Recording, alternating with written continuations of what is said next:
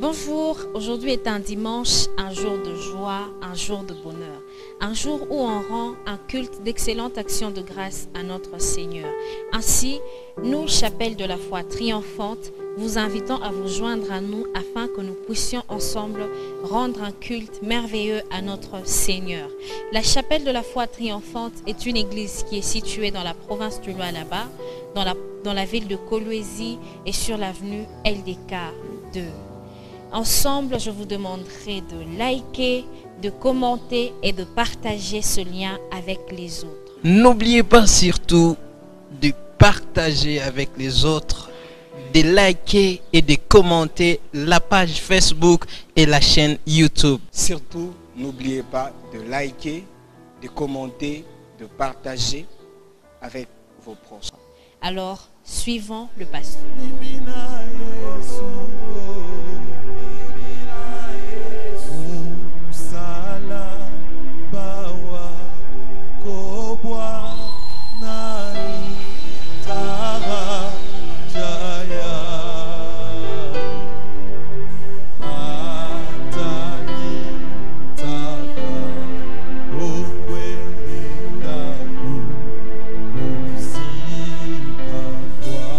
Connais, chante-le. Salaba, Salaba,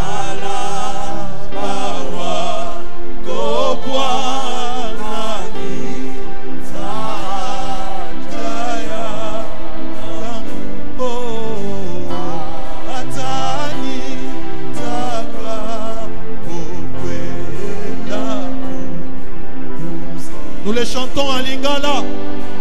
Oh, Saint-Jola. Sanjola, Onae, Kulusu, Unae, Aku, Batomabe, no, Ego Sanjola, Sanjola, Sanjola.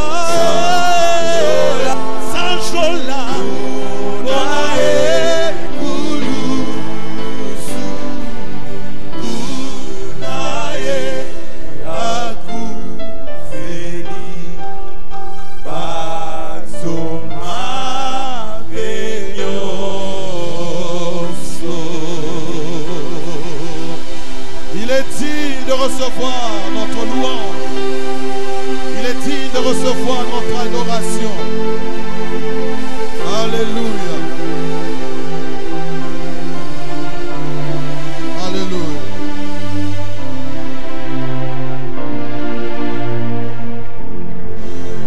Que Dieu nous bénisse abondamment. Amen. Nous bénissons Dieu qui nous accorde encore le temps ce dimanche. La Bible dit qu'il est agréable, qu'il est doux pour les frères de demeurer ensemble. C'est comme la rosée de l'Hermont qui descend sur les montagnes de Sion. C'est comme l'huile fraîche répandue sur la tête d'Aaron, se répand jusqu'à sa barbe, va jusqu'au bord de ses vêtements. C'est là que l'Éternel envoie sa bénédiction et la vie pour l'éternité. Ces lieux et l'adresse de la bénédiction. Ces adresses et les lieux où la vie de Dieu coule. Tu ne quitteras pas ces cultes sans les empreintes de la personne de Dieu que tu es venu rencontrer. Tout le monde sentira que tu dégages l'odeur de Dieu, les empreintes de Dieu, l'éclat de Dieu. On est venu à sa rencontre. On gardera les empreintes de sa présence. Nous acclamons très fort le Seigneur. Merci de nous rasseoir. J'aimerais dire merci à l'ange de cette église, notre Père, notre Papa. Papa, merci pour la confiance renouvelée à notre égard. Non seulement que c'est une marque de confiance, c'est un réconfort pour mon ministère. Merci pour votre sensibilité à Dieu afin de nous céder cette chair. Depuis mercredi, nous sommes en train de nous entretenir sur le Saint-Esprit.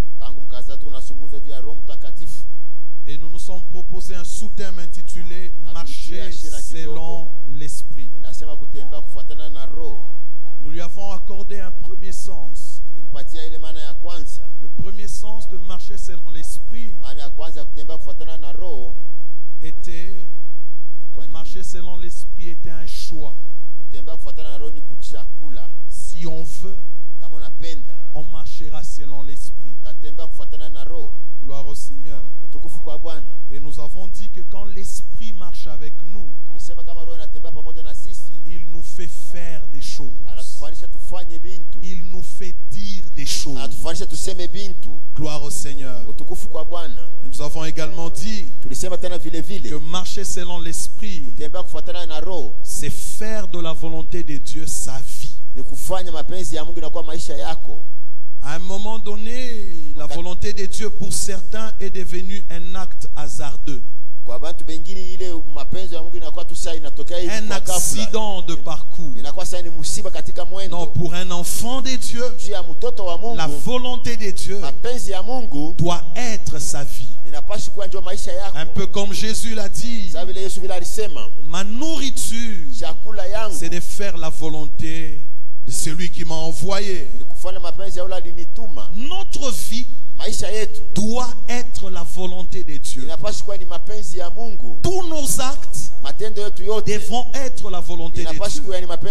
Et pour y parvenir, nous avons besoin du Saint-Esprit. Donc la présence du Saint-Esprit est une garantie que nous pouvons vivre la volonté de Dieu, faire la volonté de Dieu, faire ce que Dieu attend de nous.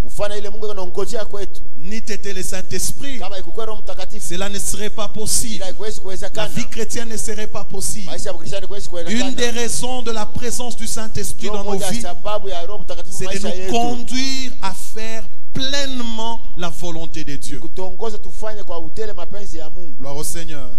Et un troisième sens que nous lui avons accordé, marcher selon l'esprit, c'est manifester la nature de Dieu. Et nous prenons Galates chapitre 5. Nous lisons le 16e verset. Et nous lui ajoutons le 22e verset. Je vais lire sans mon interprète. La Bible dit, je dis donc, marchez selon l'esprit et vous n'accomplirez pas les désirs de la chair. Et le 22e verset dit, mais les fruits de l'esprit, c'est l'amour, la joie, la paix, la patience, la bonté, la bénignité, la fidélité, la douceur, la tempérance. Gloire au Seigneur. J'aimerais souligner quelques vérités en rapport avec le fruit de l'esprit. Quand le Saint-Esprit vient, il nous communique les dons spirituels, mais il nous communique aussi les fruits de l'esprit. Et tout chrétien accompli, tout chrétien vrai, doit être détenteur des dons et détenteur de fruits de l'esprit. Gloire au Seigneur. Si en termes des dons, l'homme ne peut pas manifester tous les dons, parce que c'est une exclusivité réservée à Jésus, mais pour ce qui est de l'esprit, tout croyant doit manifester tous les dons de l'esprit, plutôt tous les fruits de l'esprit. Gloire au Seigneur. Amen. Donc en termes de fruits, on devra tout retrouver en chacun de nous. En termes de dons, nous sommes excusables. On peut ne pas avoir tous les dons, mais on doit avoir au moins un don. C'est ça la vie chrétienne. Avoir au moins un don. Mais en termes de fruits, tout croyant doit avoir tous les fruits. Je l'ai expliqué, Paul parle en termes d'un fruit avec plusieurs partitions. Mais nous nous sommes dit, pour un bon langage, nous parlerons de la partition en termes de fruits. Donc, tout croyant, tout chrétien doit manifester tous les fruits. C'est une preuve de la maturité quand on manifeste les fruits. Les fruits aux côtés des dons sont là l'équilibre de tout chrétien. Et nous parlons de ces choses parce que nous voulons vivre une vie chrétienne équilibrée. Qui a d'une part les dons et de l'autre le fruit. Ça nous donne la représentation du vêtement qu'avaient les sacrificateurs autrefois. Au bord de son vêtement, on y retrouvait la clochette suivie de la grenade. La clochette suivie de la grenade. Aujourd'hui, on n'a pas besoin de porter une tunique avec une grenade et une clochette. Ce revêtement de nos jours dans la nouvelle dispensation est spirituel. Tout chrétien doit avoir d'une part les dons et de l'autre l'esprit, le fruit. Et je répète, en termes de fruits, tout le monde doit manifester tous les fruits. Preuve de la maturité. Mais en termes de fruits, nous rappelons une autre vérité. C'est que chaque fruit représente la nature de Dieu. Donc manifester le fruit de Dieu veut dire révéler Dieu. Gloire au Seigneur. Ainsi nous redéfinissons la vie chrétienne. Être chrétien ne veut pas dire être activiste des choses de l'église ou des choses de Dieu. Être chrétien, ce n'est pas prêcher. Être chrétien, ce n'est pas chanter. Être chrétien, ce n'est pas aller à l'église. Être chrétien, ce n'est pas aller à la montagne. Être chrétien, c'est révéler, manifester la vie de Christ. Et la grande crise que nous avons de nos jours, ce n'est pas l'inexistence des églises, ce n'est pas l'inexistence des prédications, mais c'est la rareté de la nature de Jésus. Si cela n'était pas possible, on n'en parlerait pas. Mais comme cela est possible, nous en parlons parce que le Saint-Esprit en est la garantie. Gloire au Seigneur. Alors j'aimerais que tu dises à toi-même, c'est possible d'être chrétien et de révéler la nature de Christ. Est-ce que tu peux le dire à ton voisin, même si il est un peu distant de toi? C'est possible. D'être chrétien non pas au sens d'aller à l'église, mais d'être chrétien parce qu'on manifeste la nature de Christ.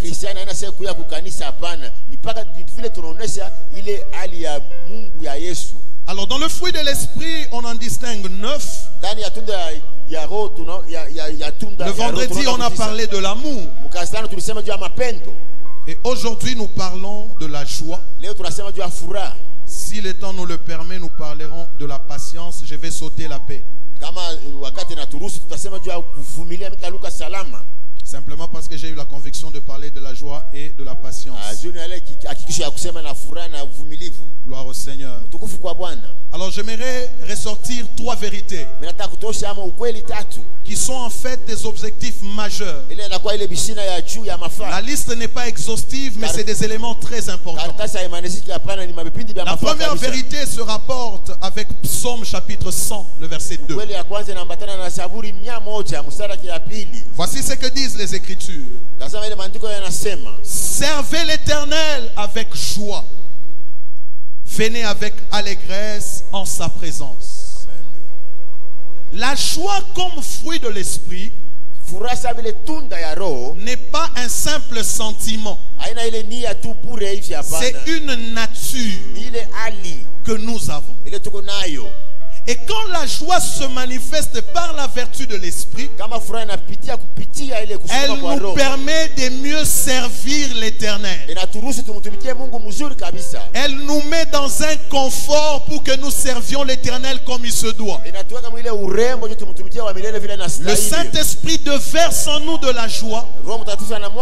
Cette joie devient une nature et elle nous permet aisément de pouvoir servir Dieu.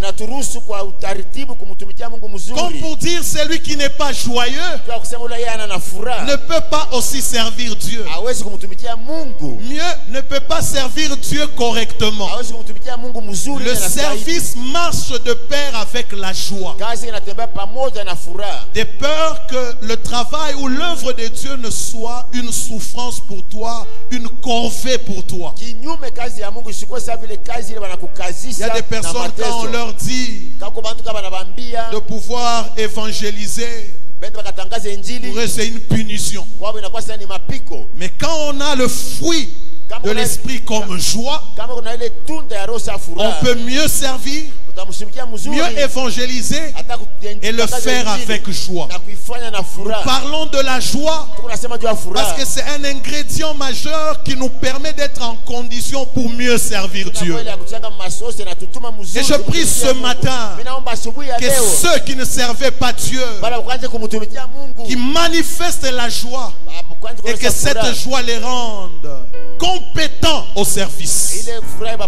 J'ai envie de dire qu'à quelqu'un, après cette parole, après ce service, servir Dieu deviendra facile pour toi.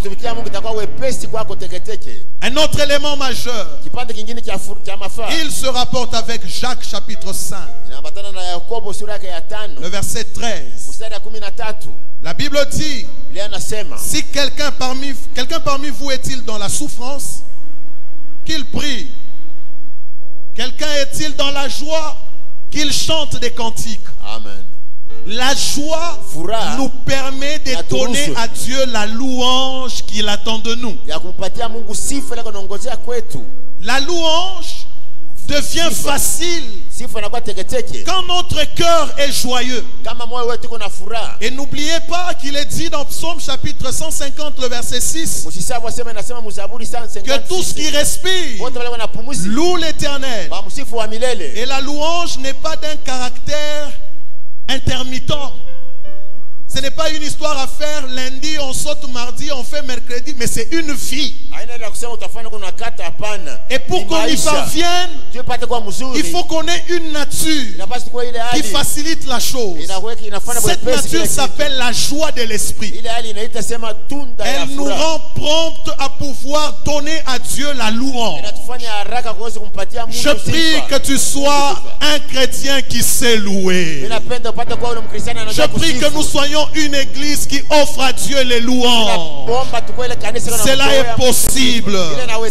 Cela est possible. Troisième élément, il se rapporte avec Actes des Apôtres chapitre 2, verset 46. La Bible dit des disciples qu'ils étaient chaque jour assidus au temple.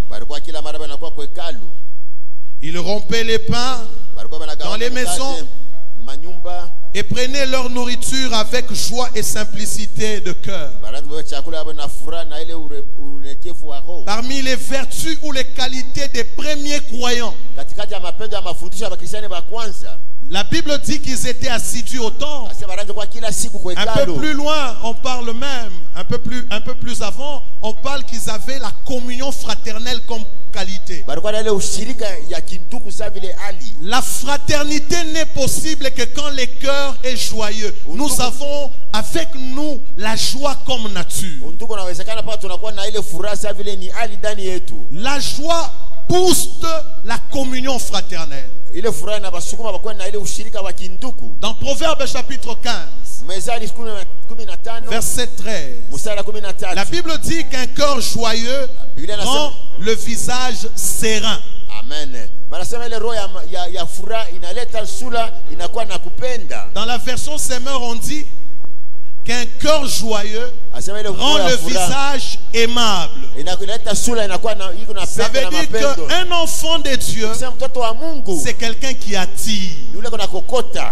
Un enfant de Dieu, c'est quelqu'un d'accessible. Quand tu les regardes, tu as envie de les saluer. Quand tu les regardes, tu n'as pas envie de fuir.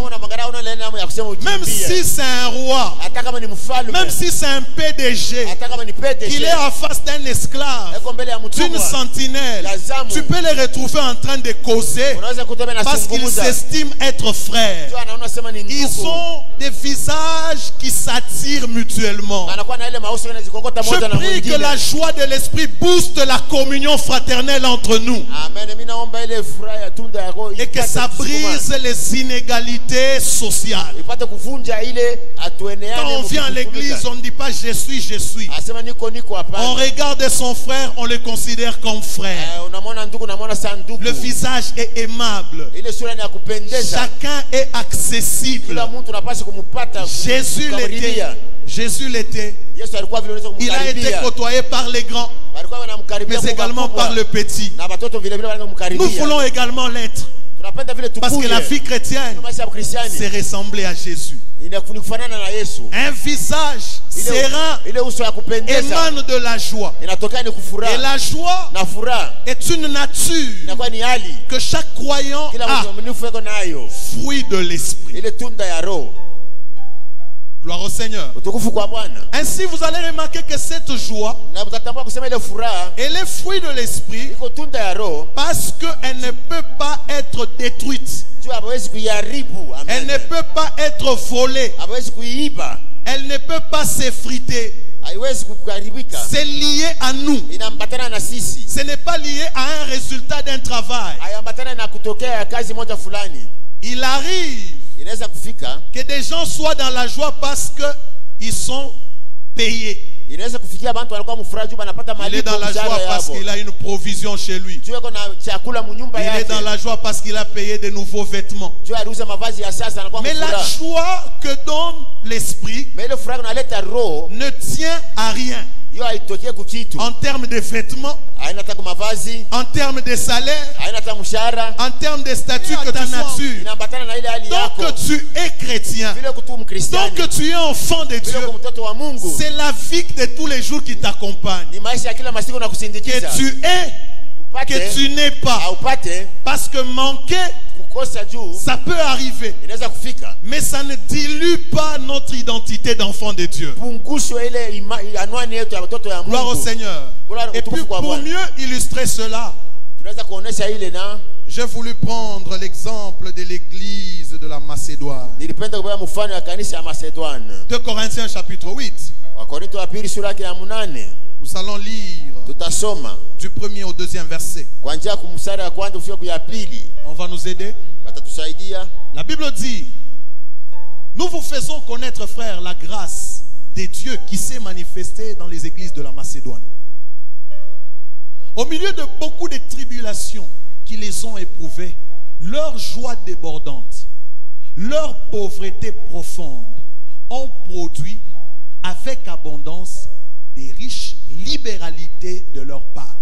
Amen. Il s'agit de l'église de la Macédoine. Il s'agit des chrétiens identifiés par deux choses dont parle l'apôtre Paul. D'une part, une pauvreté profonde. Donc être pauvre note pas l'identité de chrétien ou d'église. Parce qu'il y en a qui considèrent que quand ils souffrent, ils ne sont plus chrétiens. Non. On peut être pauvre, mais chrétien. Gloire au Seigneur. Et l'église de la Macédoine souffrait d'une pauvreté profonde. Mais la Bible ajoute un élément, qu'ils avaient aussi une joie débordante, au point qu'ils étaient riches en libéralité. La version Semeur le dit mieux. La Bible dit: elles ont été mises à l'épreuve par des multiples détresses, mais les croyants, animés une joie débordante et malgré leur extrême pauvreté, ont fait preuve d'une très grande générosité. Amen. Ils étaient pauvres, certes, mais à cause de la joie débordante, ils ont fait preuve de la générosité, de la libéralité. Et ceci nous permet de tirer cette leçon, que la libéralité, la générosité ne tient pas aux moyens. Ce n'est pas un problème d'en avoir assez. Ce n'est pas un problème de quantité. C'est un problème de l'état du cœur. Et l'avantage de l'église de Macédoine, ce n'est pas qu'ils en avaient assez, mais ils avaient un cœur joyeux, d'une joie débordante. J'ajoute fruit de l'esprit, qui a fait que n'ayant pas, mais ils étaient riches en libéralité. Ça c'est un miracle. Ça c'est un exploit. Même quand on n'a pas, mais on fait preuve d'une riche libéralité, d'une grande générosité. La générosité, la libéralité ne tient pas des moyens, mais plutôt de l'état de cœur. Gloire au Seigneur. Donc un cœur joyeux, c'est un cœur disposé à pouvoir donner, même quand on n'en a pas assez. Dieu s'adresse à Moïse. Il lui dit, tu recevras de mon peuple l'offrande de tout homme qui la fera de bon cœur. Parce que l'offrande, ce n'est pas un problème de moyens, c'est un problème de cœur. Et Dieu dit à Moïse, tu recevras l'offrande de tout homme qui la fera de bon cœur. Un cœur disposé peut servir. Un cœur disposé peut louer. Un cœur disposé fait preuve de la générosité, de la libéralité. Un cœur disposé peut donner. Et cette disposition nous est octroyée par la joie, fruit de l'esprit. Un jour, un serviteur de Dieu était affamé. Et Dieu voulait bien prendre soin de lui. Au lieu de le diriger dans une maison d'un riche, comme Dieu voulait prendre soin de lui, Dieu va le diriger dans une maison d'une veuve. Et une veuve qui n'avait qu'une petite quantité de farine et d'huile, qui en préparant devait épuiser son stock et s'attendre à la mort. Mais c'est là que Dieu va prouver à son serviteur qu'il sait prendre soin de lui. Car le problème de Dieu, quand il veut prendre soin de toi, ce n'est pas de t'envoyer auprès de ceux qui ont les moyens. Non, c'est de t'envoyer auprès des personnes disposées. La disposition peut faire d'un pauvre un homme généreux, un homme de libéralité. J'ai envie de dire à quelqu'un, Dieu nous veut à cette dimension-là, des hommes et des femmes ayant un cœur disposé. Et ça étonne le monde. Tu n'as rien, mais tu es généreux. Tu n'as rien, mais tu es riche en libéralité. Ça ne vient pas de la chair, ça ne vient pas du sang, ça ne vient pas de l'université. Non, ça, c'est l'œuvre de l'esprit. La joie crée de bonnes dispositions en nous. Et je prie que cette joie abonde, se manifeste, nous accompagne tous les jours de notre vie. La vie chrétienne ne nous dispense pas des hauts et des bas. On peut être pasteur, mais on te licencie. pas qu'un pasteur, on ne peut pas les licencier. Dieu peut te bénir. Tu donnes un témoignage. Notre entreprise, on m'a engagé dans l'entreprise. Nous acclamons les seigneurs, on fait des offrandes, on loue. 6 mois après, l'entreprise ferme les portes. Oui, c'est Dieu qui t'a béni. Mais l'entreprise ferme les portes. Donc c'est pas parce que Dieu t'a béni qu'une entreprise ne peut pas fermer la porte. Mais le problème avec Dieu, il ne te bénit pas parce que tu travailles dans une entreprise. Non, la bénédiction de Dieu, elle t'accompagne qui est entreprise ou pas. Dieu est tellement responsable, il sait prendre soin de nous. Donc il peut arriver que l'on manque,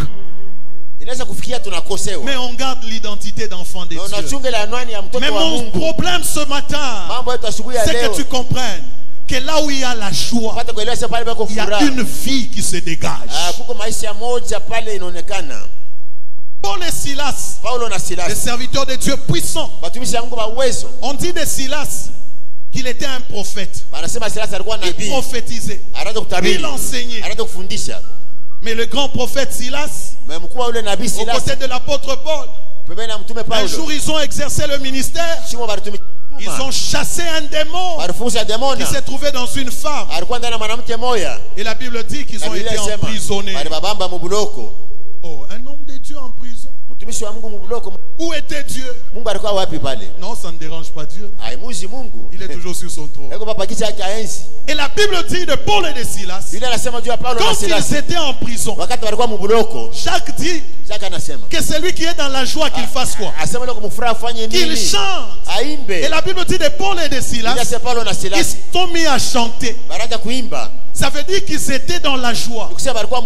Mais Paul et Silas, dans la prison, on tient les deuils. Surtout que tu es un homme de Dieu. Ne sens-tu pas que Dieu t'a ridiculisé? Ne sens-tu pas que Dieu t'a abandonné? Non, Paul et Silas n'ont pas ce sentiment-là. C'est-à-dire, ils se sentent bien. Même si les conditions sont défavorables, inconfortables. La Bible dit qu'ils se sont mis à louer. Et regardez que même quand les portes de la prison se sont ouvertes, ils n'ont pas fui. Ce n'était pas leur intention. Leur problème n'était pas de quitter la prison. Ils étaient à l'aise en prison comme en dehors de la prison. Leur joie ne tenait pas des conditions, mais c'était en eux. Ils ont produit la louange. J'ai envie de dire à quelqu'un, les temps difficiles peuvent arriver, mais que la louange ne manque pas sur ta bouche. Que la louange ne manque pas sur ta bouche. Ayant ou n'ayant pas, loue Dieu. Que les conditions soient favorables ou non, loue-le. Et c'est possible. Pour que ça soit possible, il faut que le Saint-Esprit produise ce travail en nous. Et je suis très convaincu que cette parole ne vient pas au hasard. Elle est comme une pluie qui tombe sur une terre. Elle vient faire germer les plants. Ce qui n'existait pas va commencer à exister. Elle va donner du pain à celui qui mange, de la sémence au semeur. Elle ne peut pas retourner vers Dieu sans lui faire le rapport du pourquoi de sa présence dans cette église, de la mission pour laquelle elle a été envoyée auprès de toi. Il y aura des résultats. Je suis très convaincu, il y aura des résultats. Et les témoignages vont commencer aujourd'hui. Une autre vie chrétienne va s'inaugurer. Tu deviendras quelqu'un d'autre que les Balou appellent Mutumukwabu.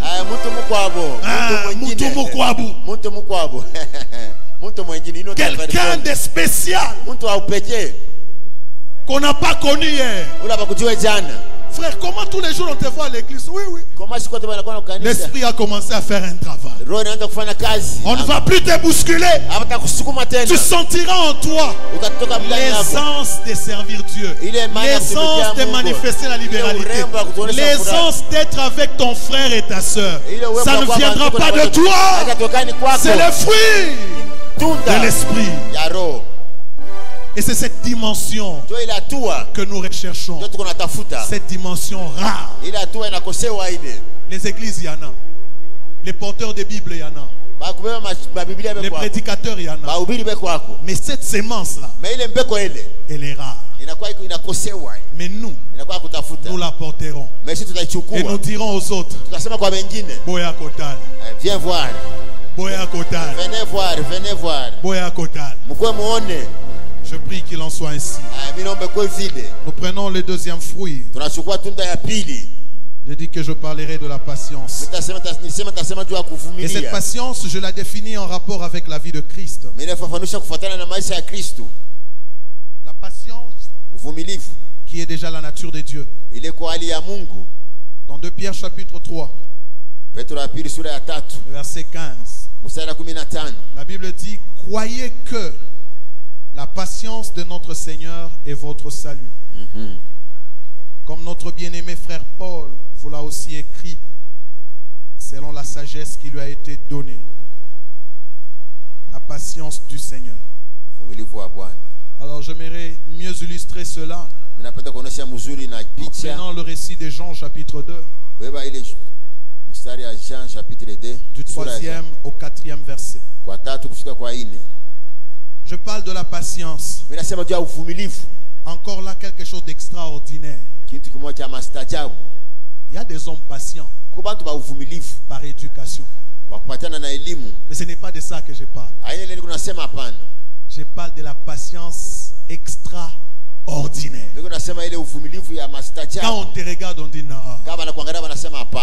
Abekala qui a patient, il vient pas. Montre quand même. Ashkala qui est patience, yako inabida. Amen. Extraordinaire. Je vois comment la bonne de chez toi va se réjouir de t'avoir comme chef. Amen. Tellement patient. Je suis en train de voir comment ta sentinelle va se réjouir. Heureusement que c'est mon chef. J'ai un chef. Très patient. Alors je crois à ce témoignage-là. Il faut que la bonne témoigne. Il faut que la fiancée témoigne. Non, j'ai un fiancé. Avec ça, normalement, tout homme normal. Mais lui, c'est un vrai homme de Dieu. J'ai dit que c'est possible. Jean chapitre 2, 3 à 4. La Bible dit: le vin ayant manqué, la mère de Jésus lui dit: ils n'ont plus de vin. Jésus lui répondit: femme, qu'y a-t-il entre moi et toi? Mon heure n'est pas encore venue. Ce texte rappelle une première vérité, c'est que Marie connaissait la capacité qu'avait Jésus, le pouvoir qu'il avait Jésus. Voilà pourquoi quand le vin manque dans une fête où Jésus n'était même pas l'ordonnateur, il était simple invité, un problème se pose, Marie se tourne vers Jésus. Comme pour dire, quand il y a des problèmes comme ça, tel que je te connais, toi tu peux les résoudre. Mais Jésus dit non, mon heure n'est pas encore arrivée. Et ceci me permet de donner le sens de la patience. La patience, c'est faire preuve d'une potentialité, d'une capacité dont on fait usage au temps favorable. Ce n'est pas parce que je peux que je dois. Jésus veut dire, certes je suis capable et le besoin est là, mais le temps n'est pas indiqué. Je suis fort, je peux, mais le temps n'est pas favorable. Donc c'est savoir différer Ce dont on est capable aujourd'hui, le ramener à plus tard, parce que plus tard correspond au temps favorable.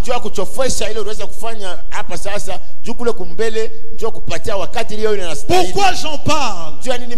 Parce qu'il nous arrive de faire de notre potentiel une menace pour nous-mêmes ou une menace pour la communauté. Parce que je sais prêcher. Le pasteur Jean Bertin m'a apprécié. Vous la connaissez. C'est pas n'importe qui.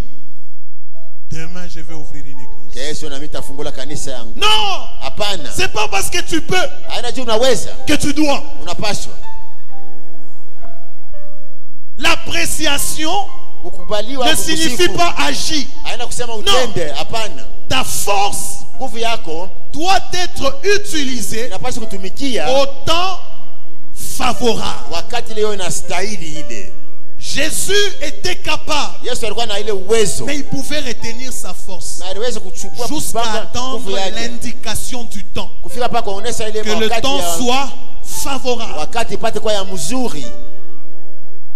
Ce n'est pas parce qu'on peut que l'on doit. Oh frère, on aime bien ça. Ce frère chante très bien.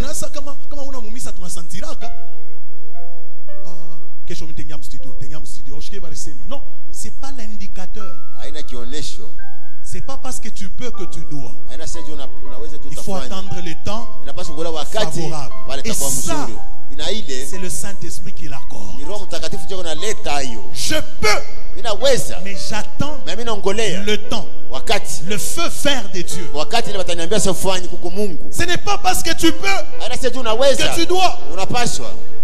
Oui, tu es homme. Tu es à l'âge. Tu as des ressentiments.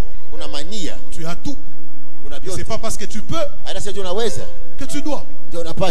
Il faut attendre le temps favorable. Tu sens ce que tu sens. Tu peux, oui.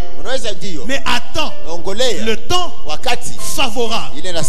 Ça s'appelle patience. Je peux, mais ce n'est pas parce que je peux que je dois. Je diffère mon potentiel pour rejoindre les temps favorables. Donc la patience, c'est la combinaison du potentiel et du temps favorable. Frère, ce n'est pas parce que j'ai l'argent que je dois. J'attends le temps. Et dans la Bible, un roi, il s'appelle Akab. Il était déjà roi, donc la position de force. Mais à côté de chez lui, il y avait un champ qu'il enviait. Le champ de Naboth. Comme il avait les moyens, il a dit, bon, Naboth, il dit, moi j'ai besoin de ce champ, est-ce que je peux te l'acheter? Naboth a dit non. Ça se vend pas. C'est l'héritage. L'héritage, ça ne se vend pas. Même si je suis pauvre, mais l'héritage, je ne peux pas vendre. Akab dit à sa femme, tu vois Naboth ici, je veux lui donner l'argent, récupérer, et puis Akab dit, et plutôt Jézabel dit, il nous a oubliés ou quoi? Il ne sait pas de quoi on est capable. Montons un complot, il va mourir. Bref, tuons-le, on récupère le champ. On a le pouvoir, on a l'argent.